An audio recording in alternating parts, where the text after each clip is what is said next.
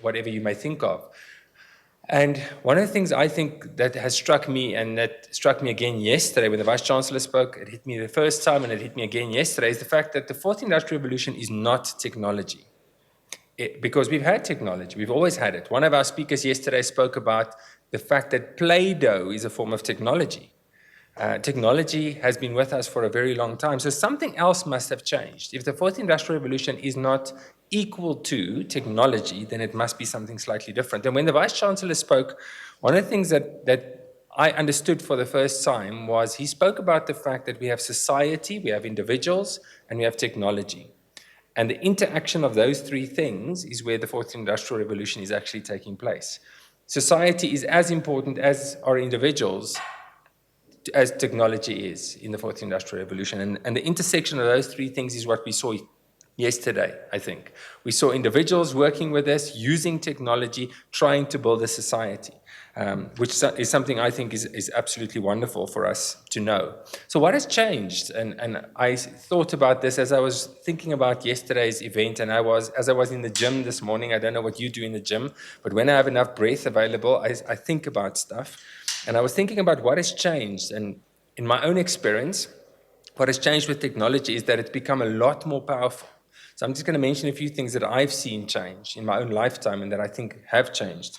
It's become a lot more powerful. I mean, if you think about the spacecraft that landed on the moon, your watch has more processing power, if you've got a smartwatch, way more processing power, and way more memory than the people had who landed the spacecraft on the moon. Okay? It's become a lot more accessible. We know that even our poor students often have access to technology, and we try and give them access to that. We even hand out smart devices to many of our students where we can afford to do that. So more and more people are getting access to the technology, whereas in the past it might have only been available to the rich. It's become a lot more connected. In the past, your computer used to be something standing in an office. And when the internet came in, you maybe started connecting. And I don't know, those of you that are as old as me will still remember the sound of a modem connecting over a telephone line, right? And how slowly things used to happen. We are now completely connected. When I switch my computer on, I'm not logging into the UJ network. It logs itself onto the network through Wi-Fi. When I move to a different campus, all I do is open my computer up and it links up to the Wi-Fi. The same with my phone. And those connections have improved, and the speed of those connections have improved. It's also become a lot more intuitive. Whereas in the past, you needed to know DOS or some other programming language, it's becoming more and more intuitive. And one of the questions I'm struggling with about the fourth industrial revolution, somebody spoke about coding yesterday, and the fact that that's an important skill. And some of my colleagues think it is an important skill. But I'm wondering about the fact that it's becoming less and less necessary, as far as I can see, because more and more of this is happening intuitively. And I'm not sure in which direction it's going to go, but technology is becoming more and more intuitive. My dad is 82, and he's able to work with a cell phone and a computer. Okay? Whereas a few years before that, when he was 30 years younger than that, he would not have been able to work with a computer. Computers have become so much more accessible that at 82, he's now able to do that, whereas he wouldn't have been 30 years ago. Storage has increased immensely. On the devices, of course, but also in the cloud. And I think that is a big change. We saw yesterday people recording in 3 dimensions. We saw people mapping things in mines, for example. And in the past, that would have been physically impossible because of the storage space that is available. And then, of course, the batteries and the screens have improved incredibly.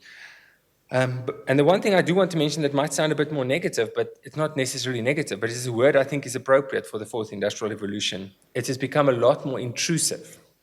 Whereas in the past, you could choose to avoid technology.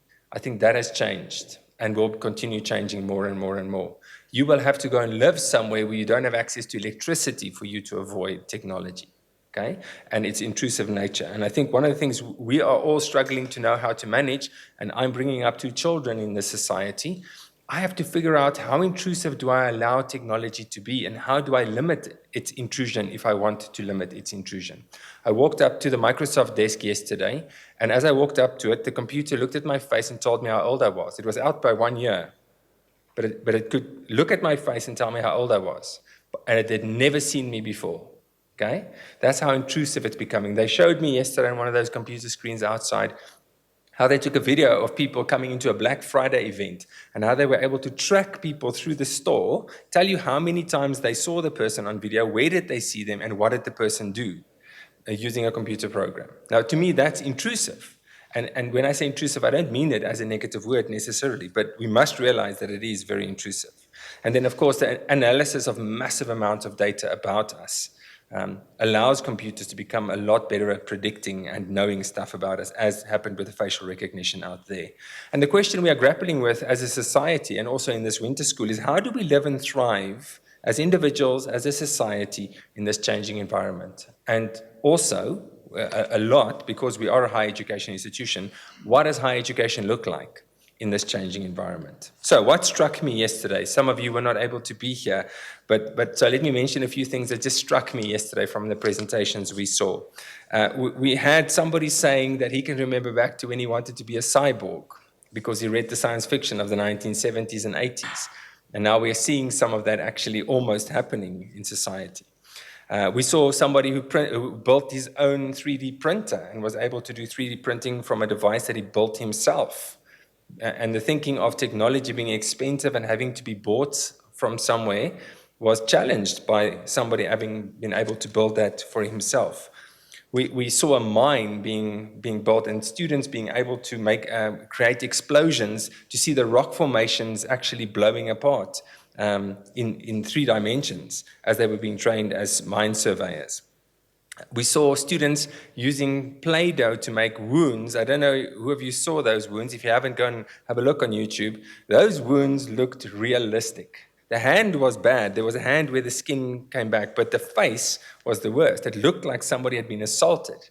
And these were students who were using a R1 million dummy on the one hand to be trained as emergency medical care practitioners, and on the other hand they were using Play-Doh to actually make wounds and interact with those wounds so that they become better practitioners. And I think that for me was a wonderful example of how the fourth industrial revolution needn't be expensive, needn't only include computer technology and high levels of technological advancement. Then we had some student engineers sitting here in front, 4 of them. One of my favorite sessions yesterday, I really enjoyed that. These are young people studying electronic engineering, and they were all working from their 4th year capstone project. They were working using technology to actually address medically related problems in people's lives. And it was wonderful to see these young engineers and possibly young academics coming through the ranks already thinking about how technology and society and individuals could be integrated in a way that actually makes a real difference. And then we had a presentation about cybersecurity and how we keep ourselves safe. A little bit later today, I see they haven't set up yet. You will see the 2 exhibitors outside. And if you haven't walked the plank yet, I can highly recommend it. I walked the plank yesterday. I went up, I don't know how many floors it was, 50 floors in these VR glasses, and I had to walk the plank. And I actually fell. Okay?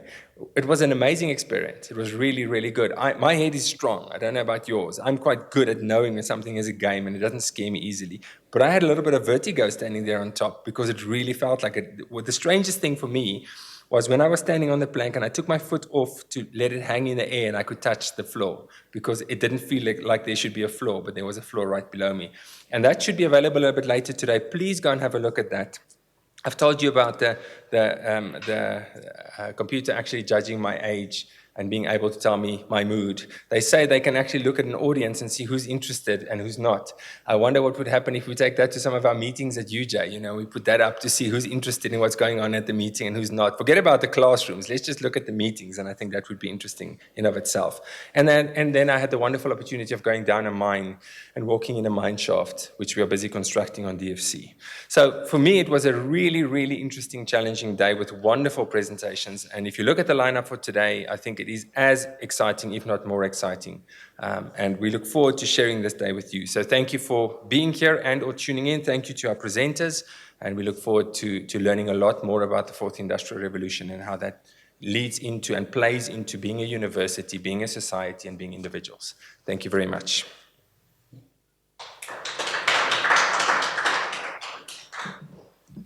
Thank you, Dr. Andre. Our next speaker actually received his BTech and MTech degree in radio physics and electronics from the University of Calcutta. He received his PhD degree from the Indian Institute of Technology. He then joined UJ in 2010, and he is currently serving as an associate professor and director to the Institute for Intelligent Systems at UJ. Ladies and gentlemen, our keynote speaker for this morning to give us an introduction to the fourth industrial revolution, please help me welcome Professor Babu.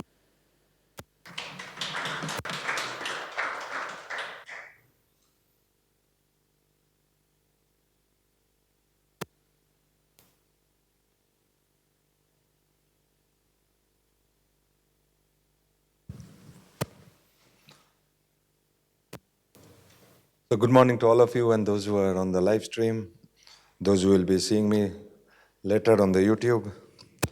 So good morning. So today we'll be talking, I was asked to talk about the introduction to the fourth industrial revolution. So the outline of the talk is something like this, that we will have a very brief history of the previous three industrial revolutions from the perspective of Africa, from the perspective of South Africa. What were the driving forces behind them? What was the DNA of those revolutions? Then we will talk a bit about why fourth industrial revolution? Why did this revolution suddenly come in? Because most of the revolutions, if you see, there are great inventions that has happened. But in the last 20 years, nothing much has happened in the space of invention, which we can truly say that that led to the fourth industrial revolution. So we will just delve into this.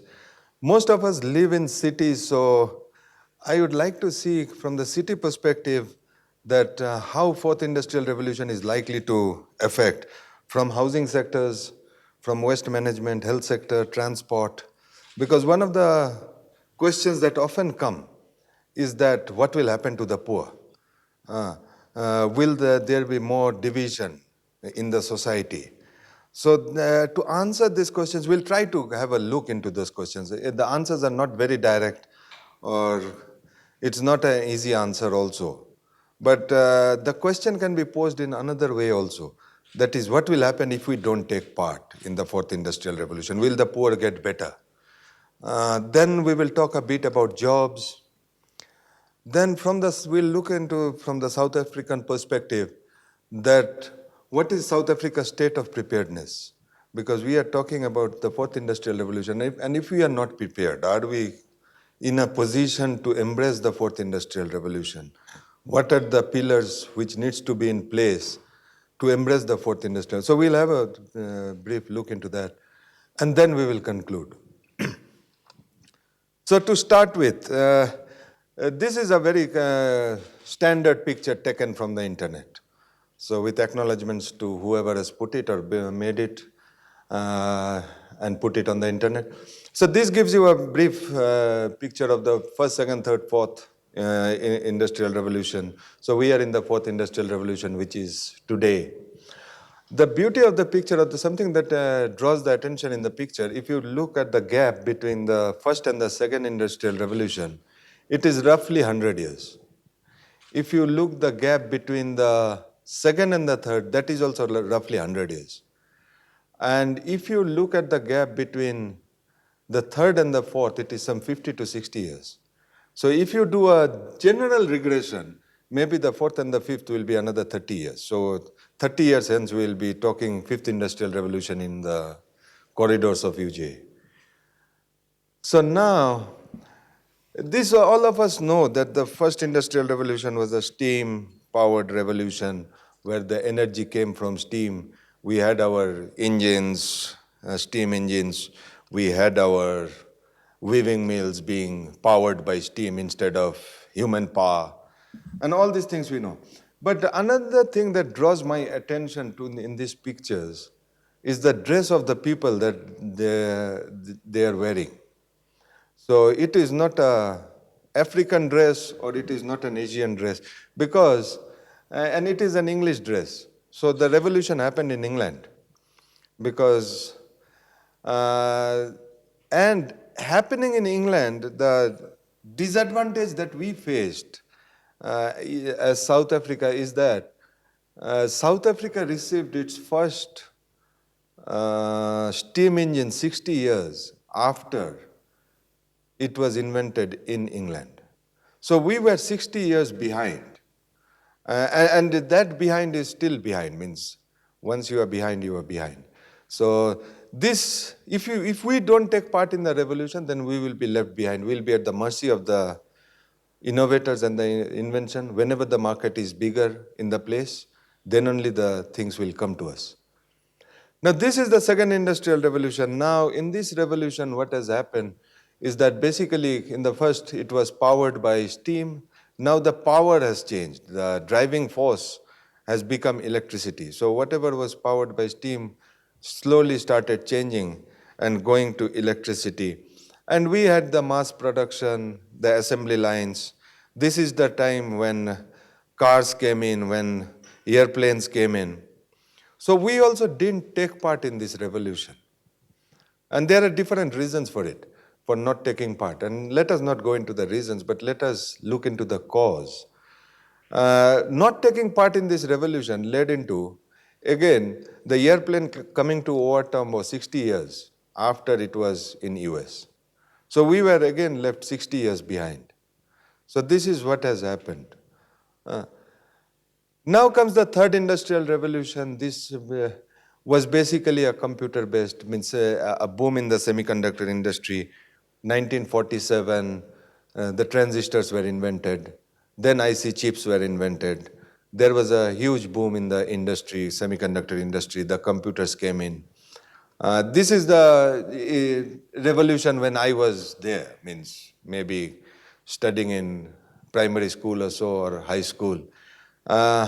In this revolution also, there was a concern that there will be job loss. There were huge amount of protests that computers will take away our jobs.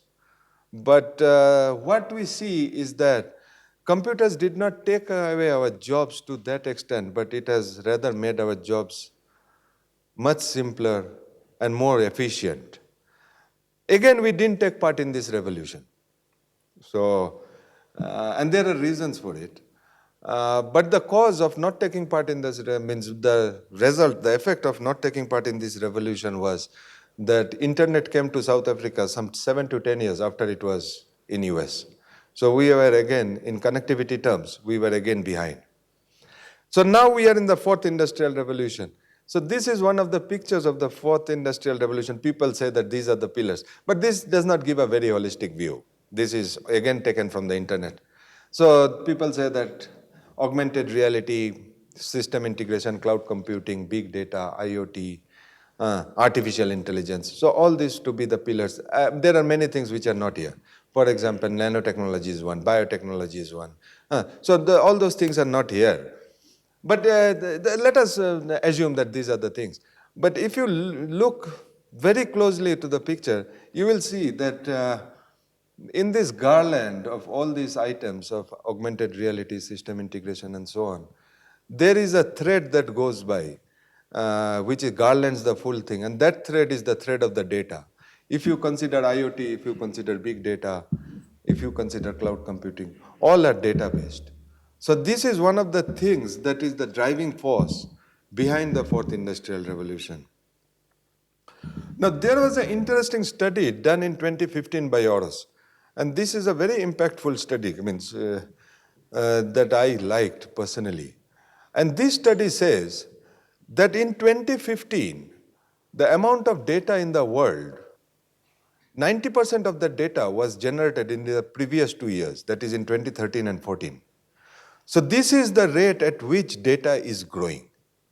So this huge amount of data, so what do we do with this huge amount of data? We need to process it and get some meaningful information out of the data.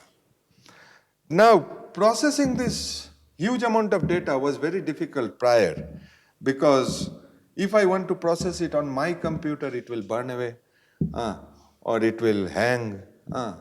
So we needed some mainframe computers and computers with high processing capabilities. But to have that in every household, that is again not, or in every institution, that is again not economically viable. So another thing that happened, that data lakes came into being. In the last 7-8 years, the data lakes were coming in. That is your Google data, your Google cloud system, your Amazon cloud system. So this was coming in. So with this coming in, the processing cost went down drastically. So now already the algorithms, most of the algorithms were there. If we talk about machine learning algorithms, if we talk about artificial intelligence algorithms and other algorithms, most of the algorithms are 30 to 40 years old, slightly tweaked here and there in the last 20, 30 years. But the basic algorithms were already there, but we were not able to process huge amount of data.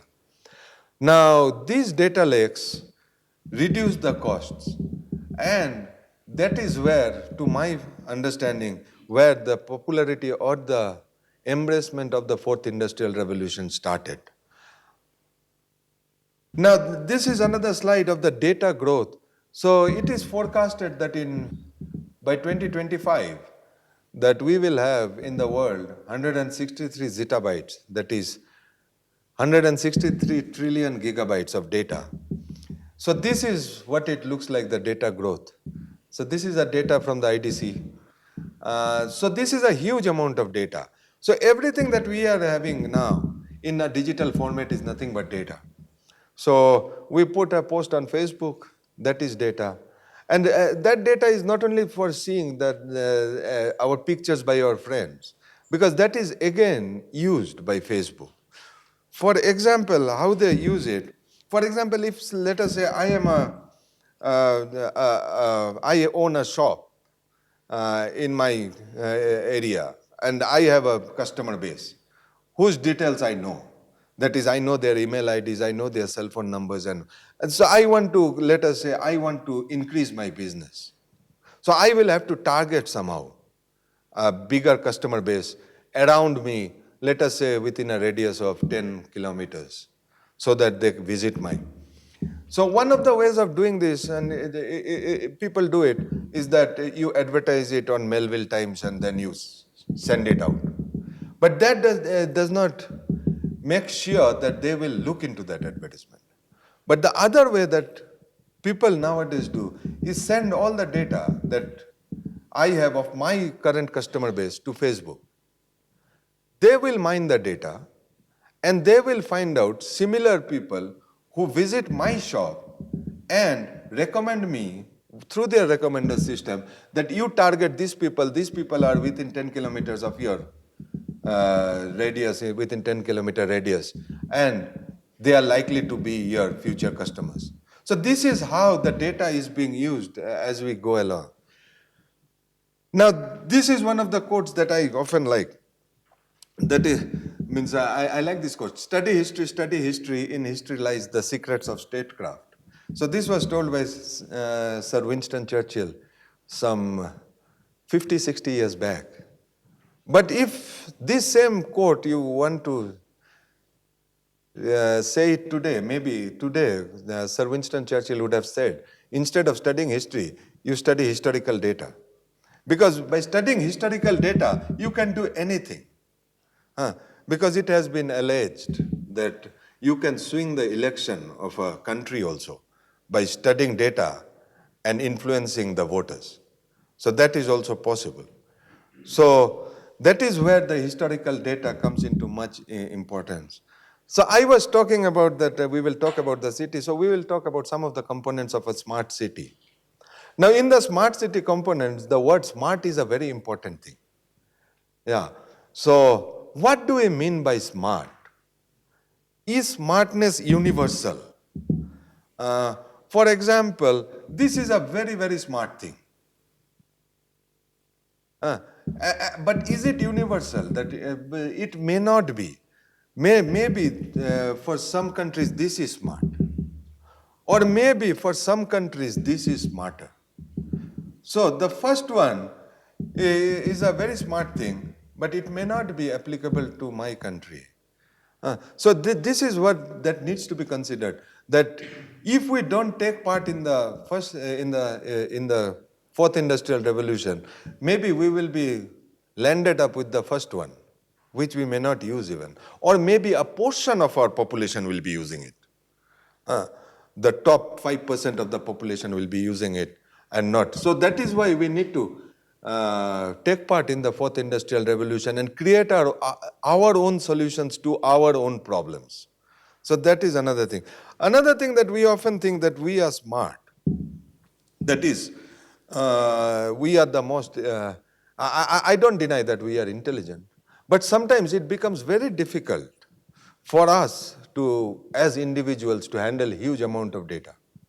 It is better, means if the number of attributes in the data goes on increasing, it becomes very, very difficult. For example, let's give you an example over here. Now, this is a system where you go and stand in front of 3 servers who are serving the 3 counters. So you can go and stand in front of any of the counters and you get served. Now, if you are the person who is at the end, which counter will you go? Will you go to the counter which is having the least number of people? Because now you need to be intelligent to decide on which counter you go to.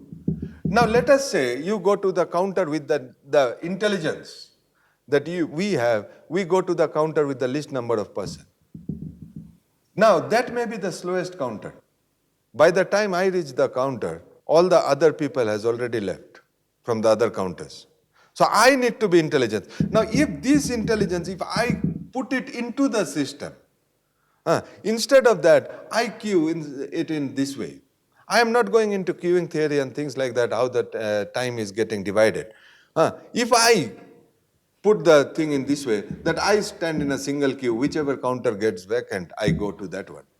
Now in this way, I need not be intelligent, I need not take a decision. I am basically governed by the system. So this happens quite often. For example, when we take bonds from a bank, if it is a single parameter, it is very easy. I go to 2 banks, one says 9.5% interest, one says 8.5% interest.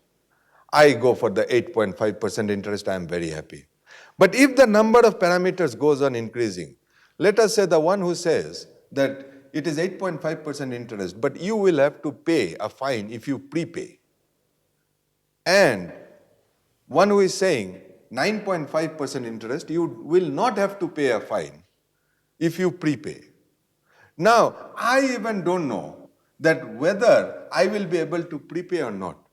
But the bank data that the bank is having of me, they can find out, churning that data, whether I will be able to prepay or not. So if this number of attributes goes on increasing, it becomes very difficult even for us, even for me to understand me. So it is basically, means this is my personal feeling, that if we process the data and the recommender system gives me a recommendation. Now next, let us talk a bit about smart homes. This is the home that we have 100 years ago or 50, 70 years ago, the home of today, which is a bit smart, with clean green home, efficiency of lighting, efficiency of using the sunlight so that you don't need to use your electricity. So all these are something of the past. Now we are talking about smart homes where we will have everything controlled. That is, to optimized control.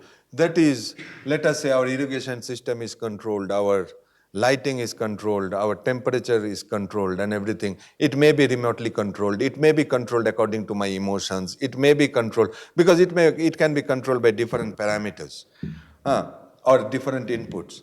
Now, the question is, this is for the top 5% of the population or top 10% of the population. So how does it help the poor? So there is a solution. So this is how it helps the poor. This is a very low-cost home. It costs you some 40,000 rands or so.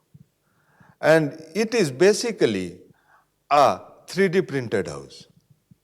Now this is where, for countries like ours, and for developing countries which is having housing problems, this is where it can assist.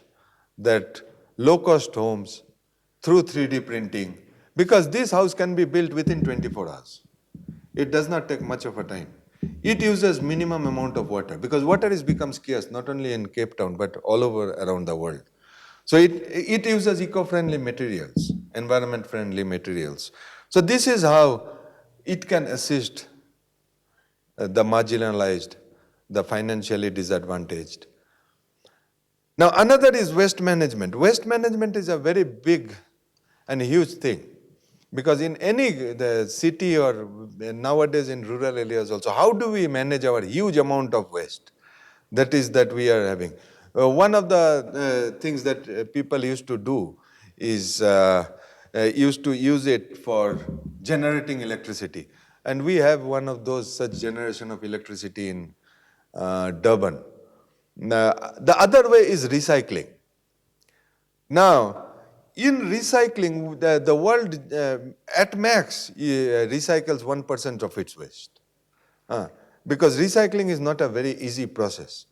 Because the thing, and another way, one of the recycling ways is this one. This is basically a recycling way all around the world in developing countries.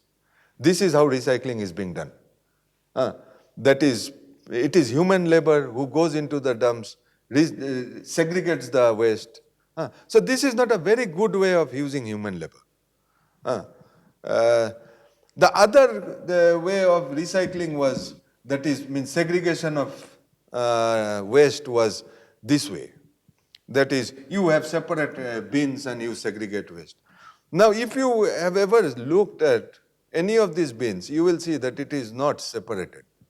Because why will a person who is in front of the paper bin walk all the way 4 ways, read all the bins, and go and throw the glass in the glass bin? And most of us, this I have done a survey, means I have asked quite a few number of people. Most of us don't know which color represents which bin. So why will someone go and read all the bins? So if that work, instead of giving it to me, if the bin itself does the work, you drop the thing in a single place and let the bin decide on whether it is a glass, whether it is a thing, a paper, and it is nothing big. These are small things which can be done very easily. So this is how the waste is being segregated nowadays. That is, you have a conveyor belt where the waste is going. There are different sensors. And it is driven by artificial intelligence. So it gets to know, it classifies what is going on the conveyor belt. It classifies it, and then it segregates it, separates it into different portions. So if the segregation portion is done, then the recycling is much, much easier. Because that is the worst portion of the recycling. That is, you have a mixture of everything. Now you start segregating it. That is time consuming. If that time can be reduced, then the recycling can be increased to a huge extent. Now this is another sector that is very, very important. That is the health sector. Now health sector is likely to be affected hugely. Because nowadays you know that, one is that in developing countries, that the ratio of the patient to doctor is in the wrong side. Now you have a doctor which is very, very good sitting in Johannesburg, and you are in some village in Limpopo. So does it mean that you don't deserve good quality medication or good quality health services? So that is where it comes, that nowadays, this is again not a fourth industrial revolution or a third industrial revolution, means that is arguable. But you can connect and you can do remote surgeries. The doctor does not need to go to the Limpopo village to do the surgery. There can be some paramedic sitting over there, and the doctor can do the surgery sitting in Johannesburg itself. So you can make the medical health facilities available to rural areas even, and at a much reduced cost. That is the most important thing. The other problem is this problem that we all face in the medical sector. that you are going to a hospital and you are in a traffic jam. Now, the third industrial revolution gave a solution to this one. And the solution was something like this. That instead of going by road, why don't you go by air? But again, the problem is that is for the rich. My medical aid may not foot the bill for going by air. So again, there is a solution that the fourth industrial revolution gives, that instead of doing all this, let us go by road, but let me get priority instead of me hooting the siren around and then going. So if I have a system, something like this, that where my emergency vehicle talks to the robot near me, because I have all the data. See, I have my GPS data. I have the GPS data of where the robot is. I have the GPS data of where my ambulance is. Now these two can talk to each other, and this can be switched on green and giving me a green path, and I go. And once I go, the robot again takes over and does its regular job. So I am getting a green corridor by talking to the robot as I go from my home to the hospital. Now another thing that is very, very important, and that is whenever we go to a hospital, we write this new patient registration kind of form. And we write in those what my illness I don't write mostly, that what I came for. I write what my father had, whether my father had a heart attack, whether my father had a diabetes, whether my father was a drunkard, whether my father had bad habits, whether my mother's side who has epilepsy, all these things I write for at least 15 minutes sitting before seeing the doctor. Now, do you think that the doctor reads all these things and then takes an informed decision and then give me the medicine? Now, first of all, it is not possible for the doctor to read all this because the doctor to patient ratio is on the wrong side. If the doctor wants to do that also, then he will not be able to serve all the patients. So why not these be digitized and let the recommender system, before I even reach the doctor's room, give a recommendation to the doctor that this patient is likely, from the history of his lineage, it seems that this patient is likely to have this. So why don't you advise him accordingly? So these are some of the things that fourth industrial revolution will try to assist and improve the efficiency. The other thing that is coming and very helpful is not only in the health sector but in other sectors also, that is chatbots and self-servicing agents. So in doing so, before I even reach the hospital, all my data can be sent to the hospital itself through the chatbot. The analysis can be done so that before I reach the doctor's chamber, the doctor already knows what I have come for. So this reduces the time of me in contact with the doctor. So the doctor is now in a position to serve more patients per day than he or she is serving today. So these are some of the things. Now other things are that big data can assist and artificial intelligence can assist in basically managing chronic medication. Because chronic medication takes the maximum of the healthcare's budget. So these are some of the things through algorithms we can predict or manage. Another way is that, let us say when we take medicines, we take 500 mg of paracetamol. Now, who determined that I will also need, with 84 kgs body weight, need 500 mg and another guy with 60 kgs body weight will also need 500 mg and another guy with 45 kgs body weight will also need 500 mg of paracetamol. Because now we make medicines in bulks. Now in future, most probably what is likely to happen, if you are 45 kgs, you may need only 327 mgs of paracetamol. And that a 3D printer will be printing it. So it is more efficient, more targeted, precision medicine. So these are some of the things that are likely to come. Now another sector that is likely to be affected is Transport. Transport is taking a huge amount of lives per year in South Africa. This is, there are laws in place, everything is there, whatever you want. There are police on the road checking your everything, but nothing is stopping the deaths on the roads. And this has become an yearly affair that every Easter there is a record, and on all the radio channels it is being said that this year this many people have died. It is better than the last year or it is worse than the last year. So this has become a regular thing. Now, in the fourth industrial revolution, with connected cars, with assisted driving, with intelligent systems, this can be reduced to a very great degree. So these are some of the things. Now, last slide or so on the jobs. Now, jobs is becoming a question all around, that what will happen to the jobs. Basically, the jobs, there will be new jobs coming in. That is my personal feeling.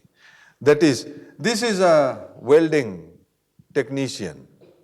Now, basically, what we are likely to see, this welding technician moving to something like this, all are doing the same job. But in the last one, it is more safe, it is more secure, it is more precise, it uses less amount of material to solder. Yeah, so these are some of the things, but what is required is that I need to train the first one to become the third one. So that is what is likely to happen. And there is likely to get some of the jobs. Repetitive jobs are likely to get lost. Means we will not be having repetitive jobs. Now, a couple of slides on the South Africa's preparedness for the 4th IR. Some of the pillars that is very much required for 4 IR is, one is electricity access.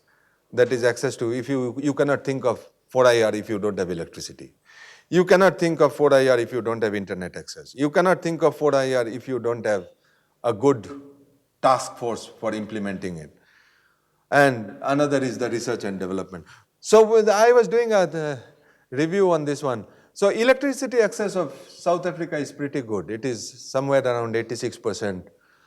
So it is, what it shows is 1996, 2001, 2011, how it was growing the electricity in South Africa. So now we have around 86 to 88% of people who is having access to electricity. So this is, we are in a very good state with regards to this. Another is the internet access. The internet is costly, but yesterday only in the radio it was being told that the spectrum is being released, and if the spectrum is released, the data rates will be reduced. But if the data rates are reduced also, you need device, because data rates can be reduced overnight. Let us say the government says that the data rates is reduced, I will pay for the rest. But what about the device? Now, if we think that we will go for laptops and computers, then it is not the right choice for South Africa. The right choice for South Africa is basically handheld device. So this was statistics from 2014, where it says that South Africa has 48 million people. Out in 48 million people, there are 73 million mobile subscriptions. And out of these 73 million mobile subscriptions, 31% is basically smart devices. So this we will have to keep in the back of our mind, that whenever we do anything, let us say we want to launch an online course. And if we think that we will tailor the online course for our laptops or computers, then that may not work, because our device is basically a mobile device. And this is the growth rate. This is from the one of the trusted sources, that how mobile is growing, mobile cellular subscription is growing in South Africa with respect to the world. So the blue one is growing at a very, very fast rate. Now, again, the education. We complain about the education, and it is rightly so. We should complain. But at the same time, if you look around the world, this is a World Bank data. Now, if you look, The above one is the South Africa's. So South Africa spends round about 6% of its GDP, whereas the world average is much below. So we spend a huge amount of money on our education system. So there is no second thought about. So we cannot complain that we don't spend money. How efficiently we spend, that is where we need to have a look. Another is number of researchers per 1 million people. So this is not a very great picture, but it is growing. So the number of researchers in other parts of the world, it is much, much higher. But in South Africa, it is at least having a positive trend. Now, these are some of the top 10 skills that World Economic Forum says that you need to have to survive in the fourth industrial revolution. So it says complex problem solving, critical thinking, creativity, people management, then coordinating with others, emotional intelligence, judgment and decision making. So most of this does not have a technical basis, but at the same time, we cannot deny that the fourth industrial revolution is a technical revolution. Means many a times we want to go the social way, but it is undeniable that the fourth industrial revolution is a technical revolution. And then the other skills are service orientation, negotiation skills, cognitive flexibility. Because these are some of the skills. Because if you cannot negotiate with your algorithm, negotiation skill does not mean how you will negotiate your tender. Negotiation skills basically means that you need to negotiate with your algorithm, because your algorithm may go biased depending on the data set that you are having. If your data set is skewed, and in most of the cases around the world, data sets are skewed. So your algorithm will go biased. So now what do we do? So some of the initiatives that we have, this is not a very holistic picture, but some of the initiatives that we have at the Institute for Intelligent Systems that we have done. One is we had a course, Introduction to the Different Technologies of the Fourth Industrial Revolution for Beginners. It was a free course offered on Saturdays for one term. So this is one of the courses that we had, which was basically a machine learning and artificial intelligence course. One of the beauties is that we said that anyone can enter the course. You don't need to have a background of computer or anything. The other course that we are currently offering, the first semester, means the first batch is already over. This is a continuous education program, short learning program on computational intelligence for industry. So it takes you from the very beginning, from probability theory, and it lands you till the artificial intelligence, neural networks, recommender systems, and things like that. The other course, that online course that we did, is for the South African Council, the South African Institute for Chartered Accountants. So this is an online course for chartered accountants. They have around 40,000 members, and which introduces them to the fourth industrial revolution and how fourth industrial revolution is likely to affect the chartered accountancy business. So, and there are many other numerous initiatives of UJ with regards to the fourth industrial revolution. Now, to end my talk, this is one of the sayings that people who change after the change will survive. People who change with the change will succeed. People who cause the change will lead. Now, it is up to us that in the fourth industrial revolution, whether we will cause the change, or whether we will change with the change, or whether we will change after the change. Because at any way, we will have to change, either today, tomorrow, or we will have to cause the change. So thank you, Danke, Kiale Boka.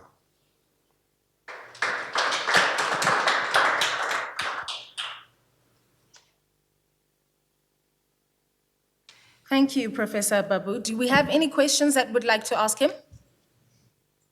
Yes, we've got a question, 2 questions there at the back. Just wondering, in terms of the houses which are built by the 3D printing ability.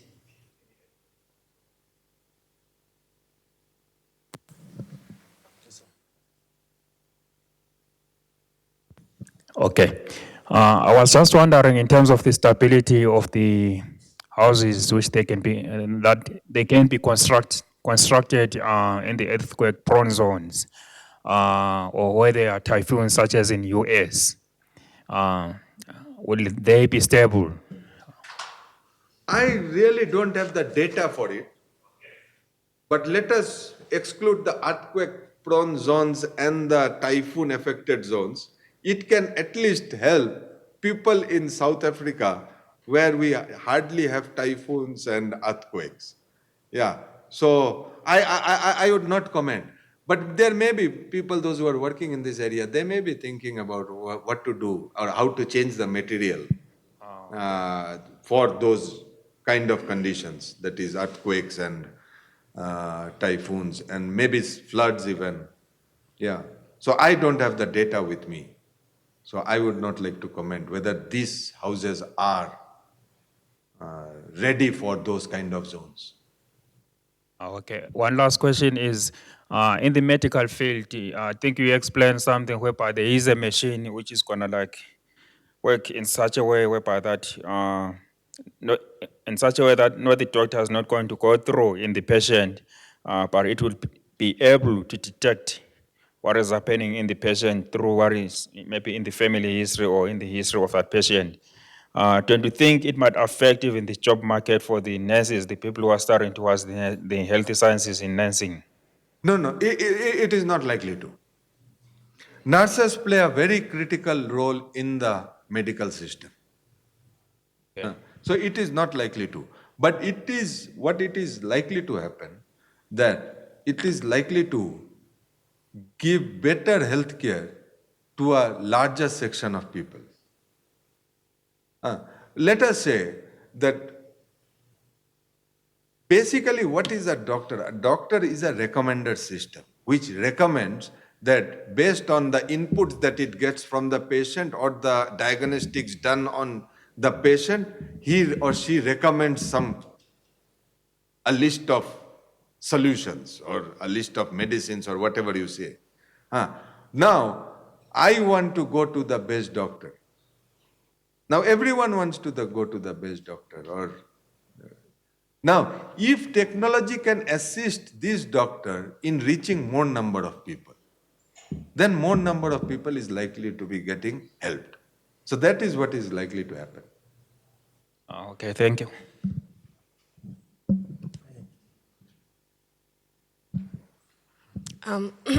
First of all, I'd like to thank you for a very insightful talk. But I would actually like to ask, you mentioned that the fourth industrial revolution is not, well, it wouldn't be successful without internet access and electricity. And you did mention that in South Africa, only 30% of the population has access to smart devices. So looking at our economic state, is it really possible for South Africa to close the gap or really successfully attain, or rather reach a satisfying, I guess, reach the fourth industrial revolution, if that makes sense, at a satisfying pace? No, it is because this one shows basically only the smartphones.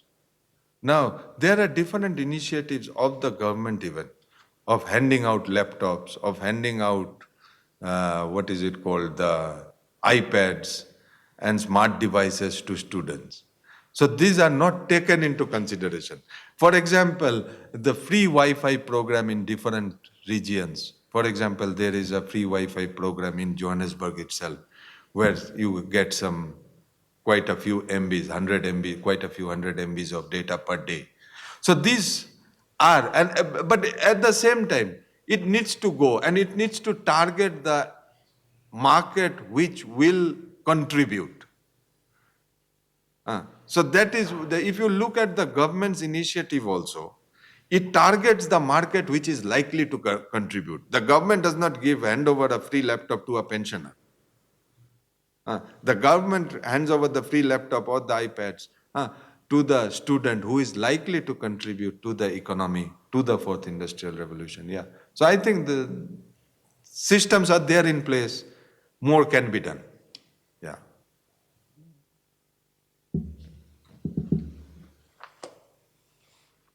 All right, do we have any more questions? All All right, can we please give Professor you. Paul Babu a round of applause? All right, just a quick reminder to those that have just joined us. You're welcome to scan the QR codes that are on the table if you'd like to follow the program. And also the social media handle that we are using is hashtag winterschool4IR. All right, so our next speaker is actually committed to creating innovative, inclusive architectural and urban environments that are socially contextually appropriate. He has published numerous conference papers with 15 years of professional practice experience, 10 years of teaching, and 10 years of business management. And his extensive experience in practice, teaching, and business provides him with the unique insight into the architectural profession. He has worked in many aspects of architecture, from private homes, public architecture, to community participation projects. He has an innate ability to identify the empathy through projects and facilitate win-to-win processes. Recently, his passion for education has driven him to transform pedagogy, and he has piloted the first fabrication laboratory for the Faculty of Art, Design, and Architecture, and is currently writing a curriculum for digital design. Ladies and gentlemen, to speak to us on digital art and design, the tip of the iceberg, please help me welcome Mr. Denver Hendricks. Good morning.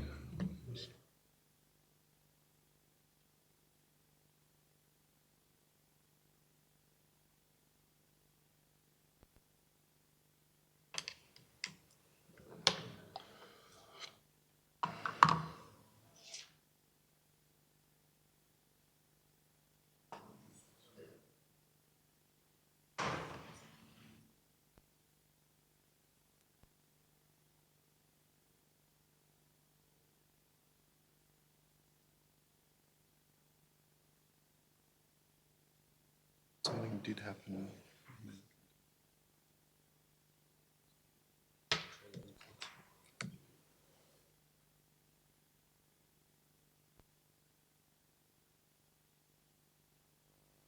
Here you go. Pointer.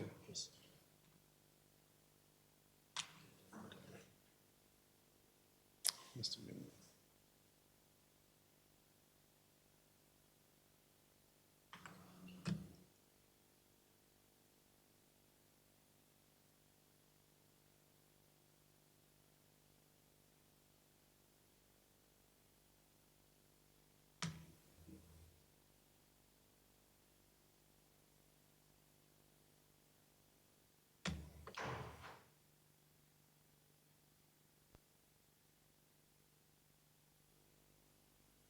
Okay, good morning, everybody. My name is Denver Hendricks, and I'm the HUD for architecture. And I also we also started the first fabrication lab at the faculty. The development of technology, as you know, is happening at a rapid rate. And the space that I'm coming from is I'm not an expert in art and other parts of design as I'm an architect, but just in terms of in terms of representation, I'll just talk loosely about what's happening in the art and design field. So universities are currently at the center, obviously, of research and development. It's a very crucial, important time for us to keep our heads down and try to understand what digital design actually means for us. Currently, at the moment, it's very easy for us to be able to play with machines, drones, laser cutters, 3D printers, and so on. But the question is, what does that mean for us? And we have to keep in the back of our mind that this is about a process and it's about students. But what can we produce currently at the moment? What are machines and computers allowing us to do? So at the moment, we are looking at basically prototyping things that can work at a rapid rate, and they are subtractive and additive and digital modeling using software and hardware to be able to make things. So if we have an idea in the morning, basically, by the afternoon, you can produce that thing. You can also copy and download information and download models, and you can make it and prototype that and use it later on that day. So that's the kind of access that we have currently at the moment. So, but although it's a very expensive process, these machines can cost a lot of money, into the hundred thousands and millions. But what does that actually mean in terms of disenfranchising other people and other people who don't have access to these machines? So here's an example of, in the US, Clearwater, called a design-a-thon in Clearwater, where digital design and fabrication is actually being brought earlier into education. And it's trying to demystify the idea that digital fabrication is for a niche type of people. These are kids from 7 to 12 years old who have applied to be part of this process. And it's quite amazing to see that kids are fostering their ideas in coding, in making, in producing and designing from an early age. And for me, that's very interesting because it really breaks down those barriers. On the flip side, we've also got rudimentary examples of fabrication labs where the CSIR has running a program where in rural communities they have a fabrication lab where students get to learn and play with machines, people who don't have access to these things. And that's very, very important for our society as a whole. But what the people who do have access to the technology, who have access to the knowledge, what are they producing in architecture? So what digital fabrication, digital design allows us to make is a giant, what looks like a waffle, for an example.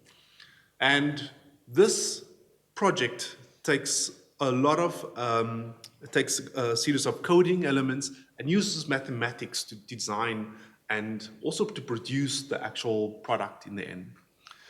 It's now become easier for us as architects to design something on the computer in 3D printed, laser cutted, make it ourselves at a smaller scale, but we can also send those products to a manufacturer and have them produce that element of the project at a 1:1 scale.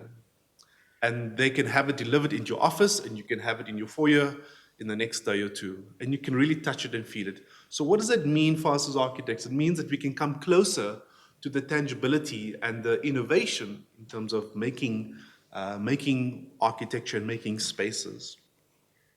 This is, for example, Zaha Hadid's building in New York along the High Line. And you can see the kind of form that they are playing with and they're producing. Those type of complex forms and shapes are very difficult to make by hand. So there must have been a process gone through where they have to, at this stage, you have to design the machine itself to help mold that forms and those shapes. But architecture is not the only one who's using computers and 3D printers and laser cutters to make our products. In fact, in jewelry design, we also have experimenting a lot with laser cutters, and especially at a first year level, getting students to make things very simplistically, and then trying to understand how computers can help them to enable them to help innovate. This also helps with the kind of the bench work in jewelry design where students spend a lot of time working, which is actually a craft. In fashion design, it now allows us to help produce multiple elements of elements that can be attached and make some sort of dress or some kind of costume or some kind of outfit. And this creates, it heightens the amount of design elements that conceptual design that we can develop. About 4 years ago, I decided that because this felt like a tidal wave coming, the 4IR, at the time I didn't think about it was called 4IR, but the need for digital innovation for me was important. And as I went to different conferences, I made a point of going into other universities and making sure and asking them, what are you guys doing in terms of innovation? This is a lab in New York, at the New York Institute of Technology, and it's a tiny lab. It's literally the size of this space over here. And that's Marcella Del Sonore with her hand to her mouth, and we've invited her to come over later this year. And she set up this lab, and she worked for architects who in the 80s were already working with digital fabrication and doing very complex forms in design. So she took us on a tour of her lab, and it was completely fascinating how the amount of infrastructure that is required to set this up, the amount of robotics that needs to be required, and how that robotics works, and the software that goes on behind it, and the training that requires it is extensive. So coming back, what I've done is start to develop our own lab.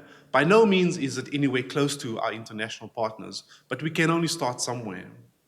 And the most difficult part is, the easiest part is getting the machines into the lab and getting the lab set up. But the difficult part is the culture and the ability and approach to designing. So this is the future Fab Lab. This is some of the interior renders of where we're going to place all our machines. But this is the easy part. I think the difficult part for us, and as a head of department, is to look very closely at curriculum design and develop a culture. If you look at some of these first-year projects, these projects were set up inadvertently to develop some kind of science fiction protection against some kind of catastrophe that will happen in the future. Organically, the students started to develop quite complex forms, and these models were made by hand. But you can imagine, the minute they are exposed to a machine, what is that will happen in their brains? What is the kind of brain part that will happen in terms of making those projects? Do they lose their creativity, or how do we foster that creativity and allow the machine to facilitate design? This is another student in first year.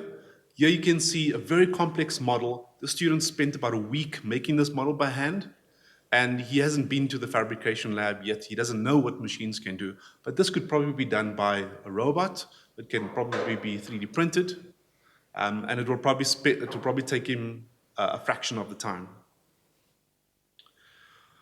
So these are some of the machines that we are dabbling with. Some of them are not necessarily new. They've been in the market for a while, but it's new for us to access. Some CNC machines, drones, laser cutters. And these things allow us to very quickly produce projects. This is what multiple photographs can do in terms of using a drone, for example, and we can, through cloud storage, develop models, digital models, very accurately. And the software that goes into it is quite extensive. So where do we go to from here is the question. We now have established the minimum basis of a fabrication lab. We have students who are working on things that are leaning into some form of coding, some of making, and they are definitely innovating design. And I think this is where the hard work comes in, is to start developing some sort of pedagogy that allows us to plug all of this digital thinking back into our current curriculums and to overhaul them, and not to lose the creativity, not to lose the ideas and the conceptual thinking and the skills that the students have developed. But we definitely need to approach design from a completely different view. And the other disadvantage we have is time. And we don't have a lot of time in our studios where students we can teach them for long, long hours about software and how to make things, because a lot of this culture is about trial and error. So we are busy currently working on that program, but we're going to have to somehow develop some sort of culture to get people interested into this program. And I hope that was insightful enough, because it's not the solution of what digital fabrication is in art and design, but we are definitely on an exciting path to new ways of making and design and art. Thank you very much.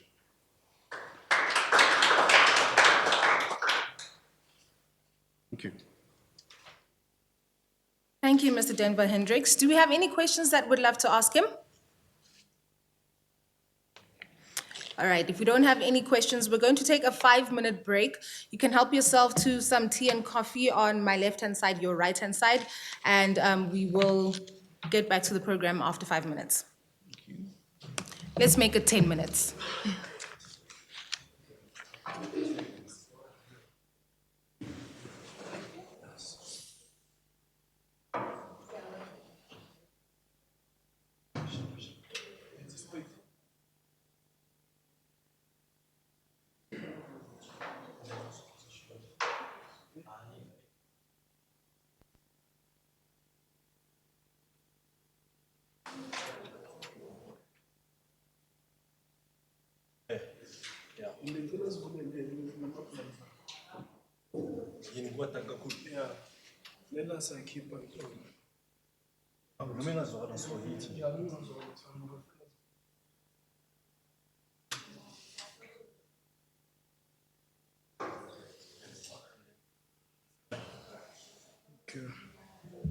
No, no, no, no, no, no. Block light.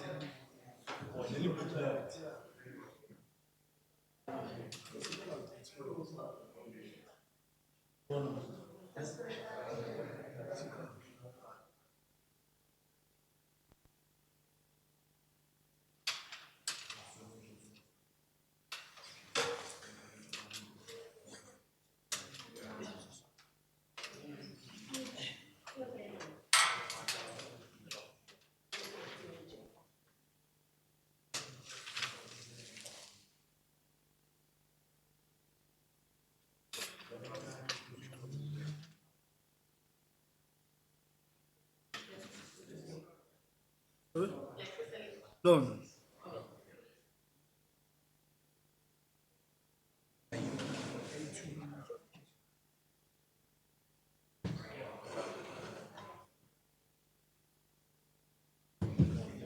Sur le podium, c'est fou là-bas.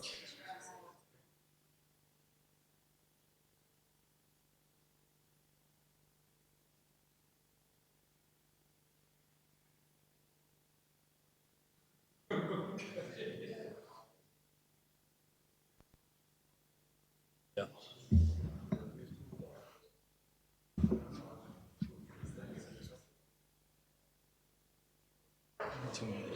Yeah.